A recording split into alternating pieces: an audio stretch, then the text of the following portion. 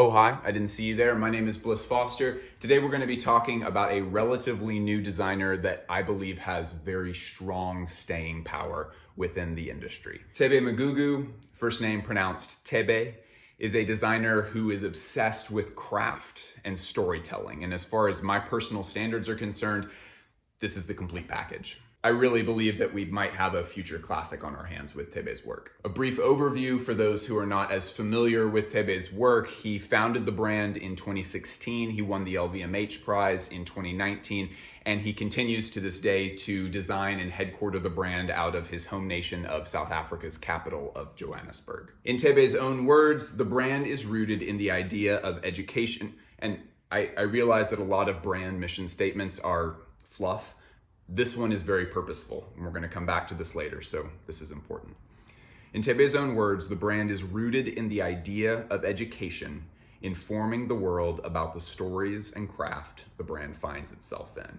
And he takes that mission statement very literally. Many of the actual seasonal collections themselves are named after school subjects: geology, home economics, art history, African studies, prosopography. And when we dig into those specific collections, we find a trove of details where Thebe is literally teaching us through his show notes, and even includes further reading sections where he recommends books. So note that in this mission statement, Thebe doesn't say that the brand explores the stories and the craft that they find inspiring. That would be kind of a typical thing for a brand to say in their mission statement. This is the stories and the craft that the brand finds itself in. Thebe said in an interview that he applied to go to Central St. Martin's and he got rejected, which absolutely crushed him at the time, but now he considers to be an incredibly important part of his life. Because what that did is it made it where he had to take on his fashion education in his home country. That led to him setting up the brand in Johannesburg, and he still continues to operate there today, even though Paris would welcome him with open arms if he wanted to move to a more cosmopolitan city. The brand's stories are a natural extension of where the brand is headquartered, and that process of storytelling is telling Thebe's story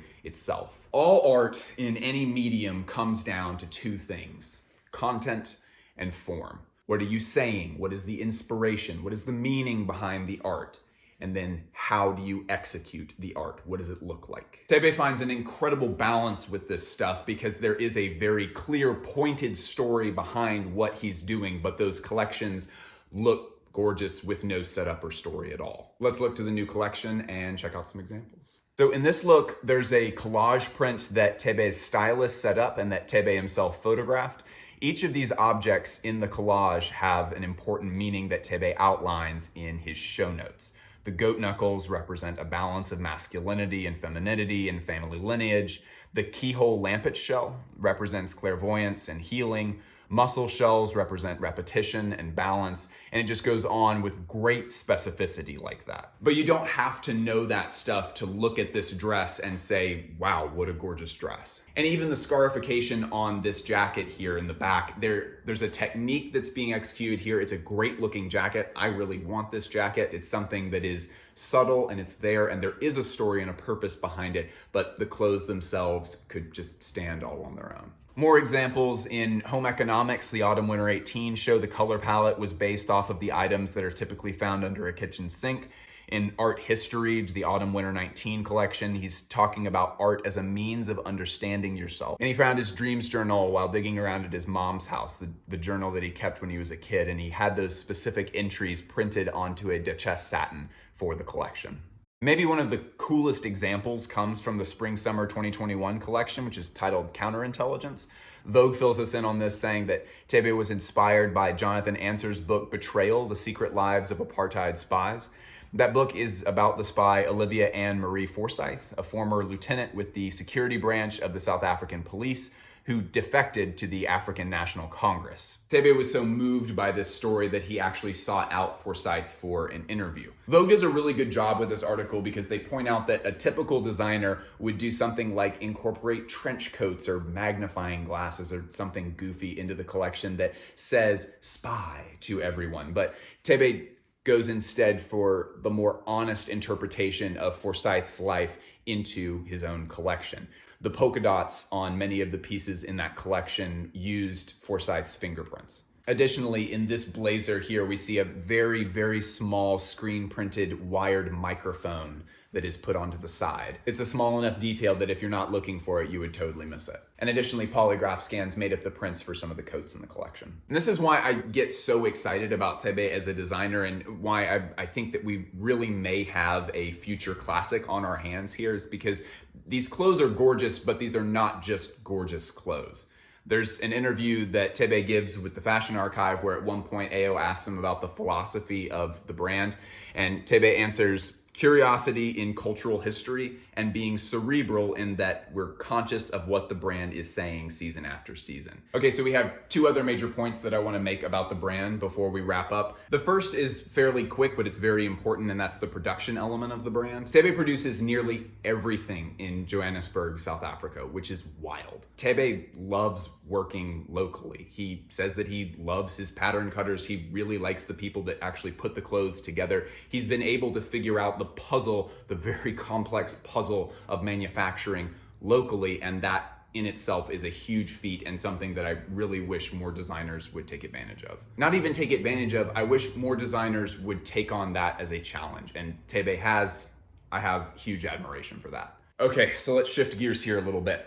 I have long talked about the importance of world building in brands. Some of the most legendary designers of all time, Martin Margiela, Rick Owens, Alessandro Michele's Gucci, the way that they're able to create such a compelling product in the end is because they have established the entirety of the world that they will work in for the rest of their career. And then every season they take us to a new corner of that already established world. So we have this great feeling of continuity across seasons, but every time it feels fresh and new. This style of world building is something that is very unique to fashion itself, and a lot of brands don't touch on this stuff because it often takes a really enormous budget to carry out really well executed world building. Whatever the resources are on Thebe's end, he's executing this so well. Thebe's annual publication, Faculty Press, is one part gorgeous fashion magazine and another part academic journal. His seasonal short films are outstanding. I mean, I could have done an entire episode just about these two short films. The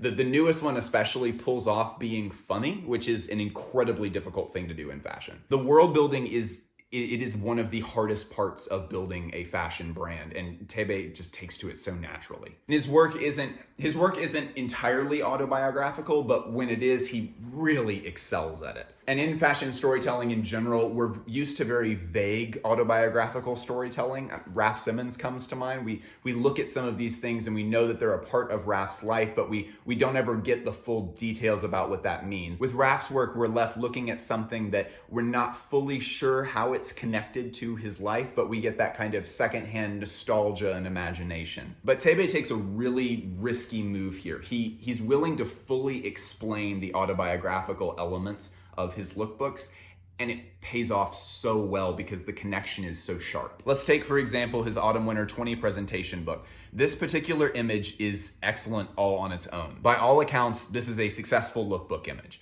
But Thebe takes the really high risk, high reward next step and narrates this image. And I'm just gonna read really quickly what this actually says about the image. If you're doing something else while you're watching this, I strongly encourage you to stop and just kind of take in this photograph with me because this is absolutely beautiful. It reads, okay,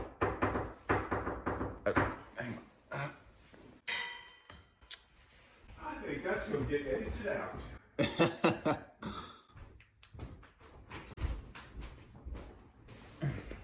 The photo is titled Ma's Bed, as in mother's bed, Ma's bed, and it reads, Thebe Magugu's childhood home. Here in this golden face brick home with its palisade fence, time seems suspended, unchanged, and yet continuous. Some school photographs and a few small passport photographs are stuck to the wall. This is a romance of slow time. Ana Saralo reclines on Iris Magugu's bed. She wears a lilac tinsel dress from Spring Summer 19, Art History, with tan suede boots and golden earrings. The bed is generous with its crisp white sheets, plump pillows, elaborate headboard, and twin side tables displaying an open Bible and a small ceramic dog. The room is a private and familial space. It is also a shared space. The year before Thebe leaves for Johannesburg, he addresses Iris in his self-published fashion zine, Little Black Book. My mother, Thanks for being such a constant source of motivation and inspiration. You are a single parent, but somehow you keep me satisfied, and I know that is the result of hard work and sacrifice. The humility in you is profound, and I like to think this is rubbed off on me.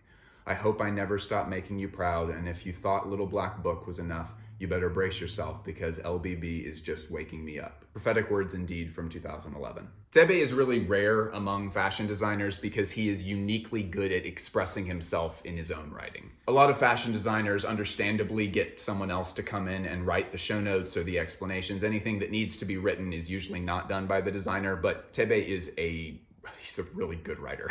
And I want to read something else, and we're going to show some more lookbook images from Thebe because he expresses way better than I could why his work resonates so strongly with a global audience. It's about 2 paragraphs here. This is some excellent fashion writing. This is the editor's note in the first issue of Faculty Press. It reads, "The world's global eye is always roaming, whether it's exploring new markets, looking for even more visual cues to add to its referential Rolodex, or just the next big thing, for a few seasons at least. It is often paid a visit to Africa, always in passing though, picking up a print or a photograph for a mood board and then being on its merry way. But things have changed. The eye is back, but its regard for Africa seems to have changed from a voyeuristic gawp of the exotic to the dazzling admiration of the new. Designers, photographers, and artists are using their respective mediums to truly take charge of their own narratives as individuals and as Africans, communicating their unique cultural experience to create forward-thinking, novel product and work. This, paired with the undeniable gaps for the opportunity, has made Africa a destination that promises not to be a mere footnote within the bigger read of fashion and culture, but one of its main contributors, from a hub of manufacturing to a noteworthy pool of fresh talent." The best stories are told from honesty, and especially in the information age with the internet, we're all very hungry for things that seem genuine, ones that just feel real to us. And South Africa has always been, like he says, a source of inspiration for people all over the world, and for good reason. Their culture is gorgeous. But short inspo trips to African nations and countries in Asia and countries in Latin America, those are not just hotbeds for potential cultural appropriation. They just feel flat. But in Thebe's work, there is a depth that can only be found in the honest expression of a lived experience. It's the difference between building a movie set and filming on location. When it comes to the real thing, there's just no comparison. Like I said, I think we really do have a future classic on our hands. If you really love content like this, support it on Patreon. I would be honored to be the reason that you start a Patreon account. It also gives you access to the best fashion community on the internet in the private Discord server. And again, if you're not on Discord, it's worth downloading the new app. This community is full of really knowledgeable, excellent people. We have a lot of people that are part of the community just so they can read everything that's posted. It's the best source that I've ever found for keeping up with what's happening in fashion, finding new inspiration picks, and just reading really well-considered thoughts from people about clothes in general. I'll talk to you all soon. Thanks so much.